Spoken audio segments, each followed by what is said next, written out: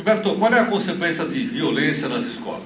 Olha, está saindo nessa semana a mais completa investigação já feita no Brasil sobre a questão da violência escolar. Foi feita pelo SEAD, uma entidade ligada à Fundação Instituto de Administração da USP, na parte de administração, e eles ouviram em várias partes do Brasil mais de 5 mil jovens. Não só ouviram jovens também, mas criaram grupos de discussão, com 14 grupos de discussão com pais, professores e gestores. E olha, por esse trabalho aqui, a situação é pior do que a gente imaginava. 70% dos alunos afirmam que viram pelo menos uma vez um colega sofrer algum tipo de agressão. 70% durante o ano. 9% viram os alunos serem atacados várias vezes numa única semana. 10% garante que testemunham diariamente esse tipo de ou seja, violência generalizada em escolas públicas e privadas. Aí quando se pergunta para esses alunos, para os pais e professores, qual a principal consequência dessa violência, dizem: dificuldade de aprendizagem, tanto de quem é vítima como de quem recebe a agressão. 2, problema de autoestima. 3, desenvolve questões neurológicas que dificultam a concentração. E nessa pesquisa eles avançaram mais ainda e pegaram não só aquela violência presencial, que é o xingamento, é chamado bullying em inglês, mas também eles avaliaram a violência virtual, ou seja, quem usa a internet para fazer esse tipo de bullying. E olha, por incrível que pareça, 17% dos alunos estão sofrendo a violência virtual, e a consequência, por incrível que pareça, é igualzinha à consequência da violência presencial, ou seja, as pessoas têm dificuldade de aprendizagem, problemas de concentração e afeta a baixa autoestima. Daí se vê que se quiser fazer uma cultura de paz no Brasil, mais segurança, vai ter que trabalhar com mais seriedade para as escolas serem mais pacíficas. Se alguém quiser a íntegra desse estudo, que volta a dizer o mais completo já publicado no Brasil, eu coloquei no dimenstime.com.br. É isso aí, Heraldo. Obrigado, Gilberto. Depois do intervalo, você acompanha aqui a charge do jornal. Eu não sei se vocês perceberam, mas cada vez mais eu ouço notícia no jornal, na internet, sei lá, de briga em escola. Não era tão comum assim até pouco tempo atrás. Briga mesmo, sair na mão, assim. Tem um outro dado aqui, que é do G1.com, é uma professora falando, né? O rodízio de sexo foi a forma que a diretora encontrou para punir uma turma na qual um estudante ateou fogo a uma lixeira. A medida gerou críticas de pais e alunos, mas revela também a dificuldade de educadores em lidar com a falta de limites, que já levou até a destruição de escolas inteiras, ou ao desacato, como numa escola onde um aluno só não agrediu a diretora porque o funcionário o impediu.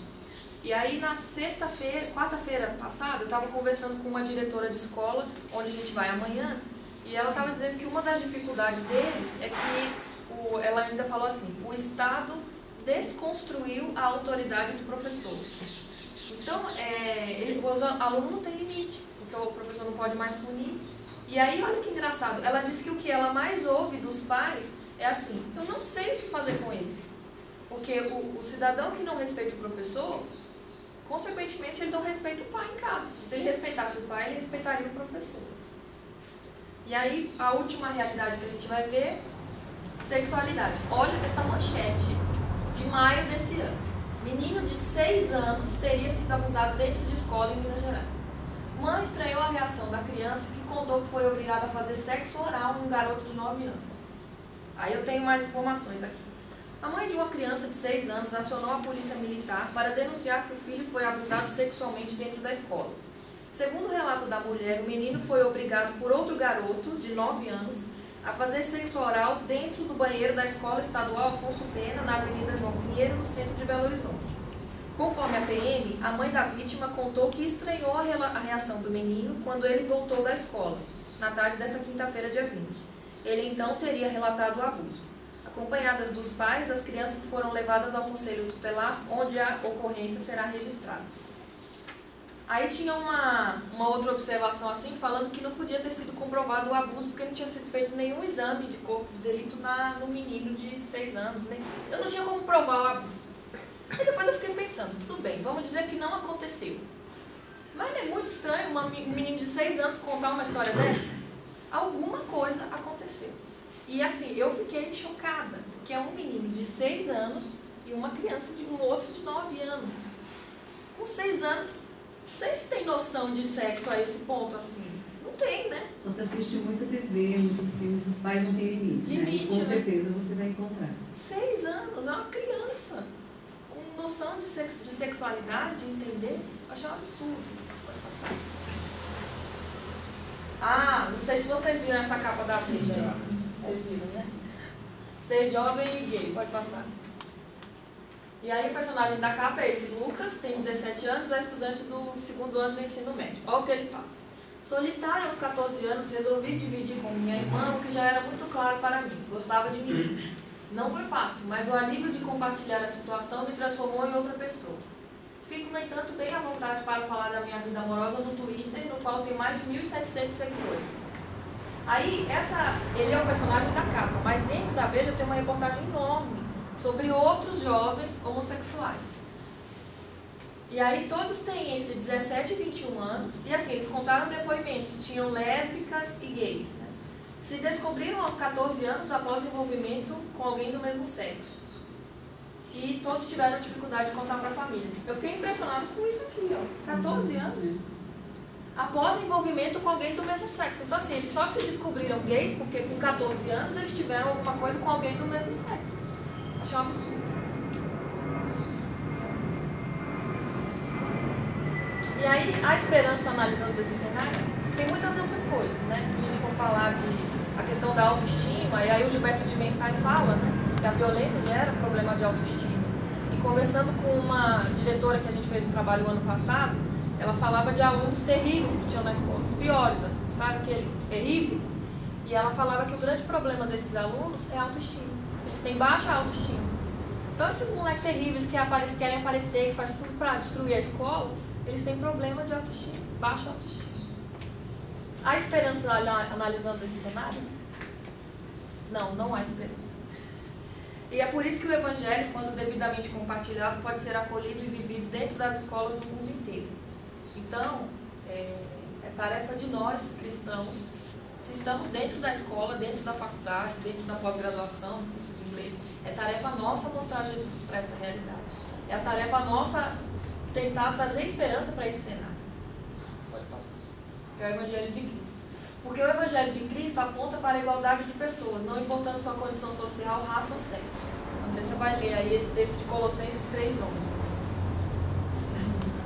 Nessa nova vida já não há diferença entre grego e judeu, circunciso e incircunciso, bárbaro e cita, escravo e livre, mas Cristo é tudo e está em todos.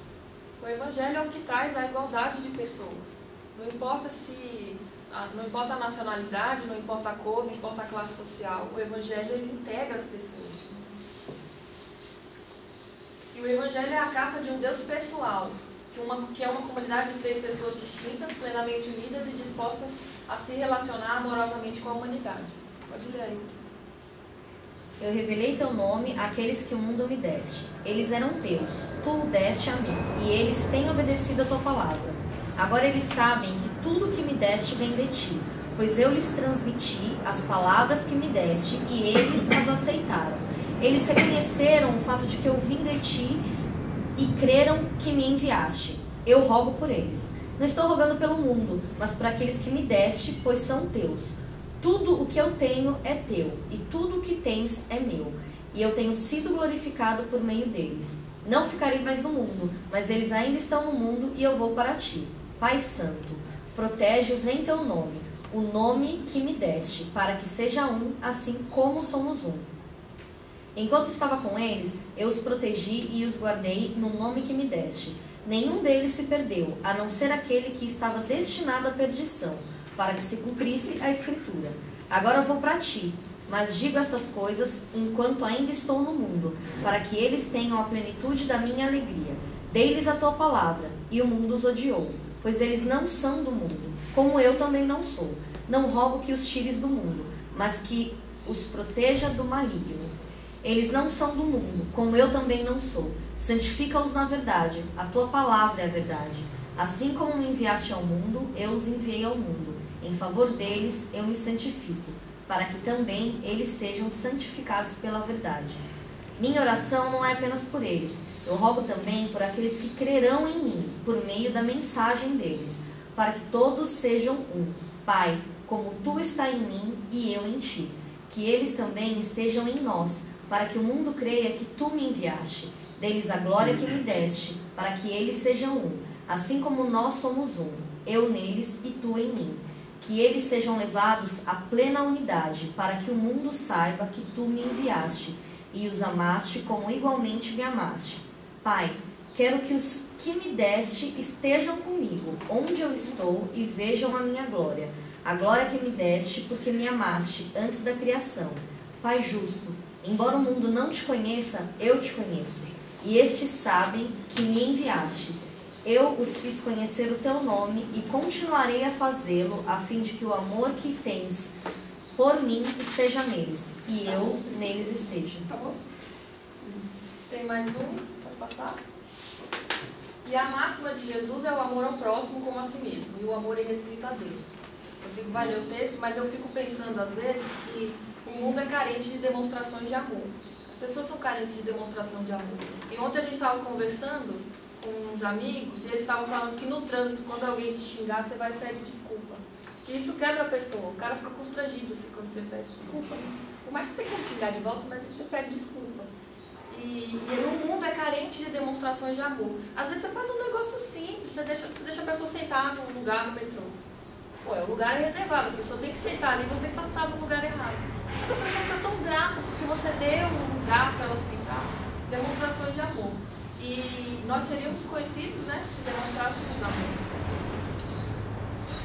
De todos os mandamentos, qual é o mais importante? Respondeu Jesus: o mais importante é este: ouve Israel, o Senhor, o nosso Deus, o Senhor é o único Senhor. Ame o Senhor, o seu Deus, de todo o seu coração, de toda a sua alma, de todo o seu entendimento e de todas as suas forças. O segundo é este: ame o seu próximo como a si mesmo. Não existe mandamento maior do que estes. A mensagem do Evangelho ela é muito atraente para quem deseja viver uma vida honesta. E por mais que o mundo esteja perdido, e toda hora a gente escuta a notícia falando o mundo está perdido mesmo, né? Ainda existem pessoas que buscam viver uma vida honesta. E para essas pessoas a mensagem do Evangelho é muito atraente. É para todo mundo, mas para essas pessoas especificamente é mais. Sabe? A escola como campo missionário. O Marcelo Gualberto, que é o diretor da MPC do Brasil, é um pastor, ele é muito engraçado. Assim. Ele fala que... E ele é mineiro, então ele já fala tudo com um jeito diferente, assim, né? De sotaque. Aí ele fala assim, você acha que você está na escola para se formar? Não está nada, você está na escola para falar de Jesus. O diploma é Deus que te dá de graça. Ele fala isso.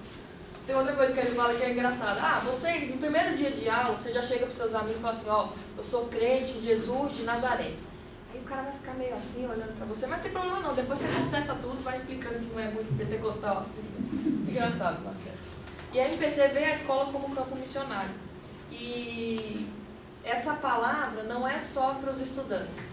A igreja precisa dar uma resposta para essa realidade estudantil. Todos nós. Pode passar? E aí a gente precisa de uma mudança de postura dos cristãos. Então, tem que partir do estudante, mas tem que ter uma mudança de postura de todos os cristãos. E tem uma coisa, a resposta da igreja, e aí eu estava lendo algumas sugestões de uma escritora da MPC, eu fiquei tímido com as fotos. E aí ela escreveu esse texto, a escola como campo missionário, e ela dá uma sugestão para as igrejas. Eu nunca tinha pensado nisso.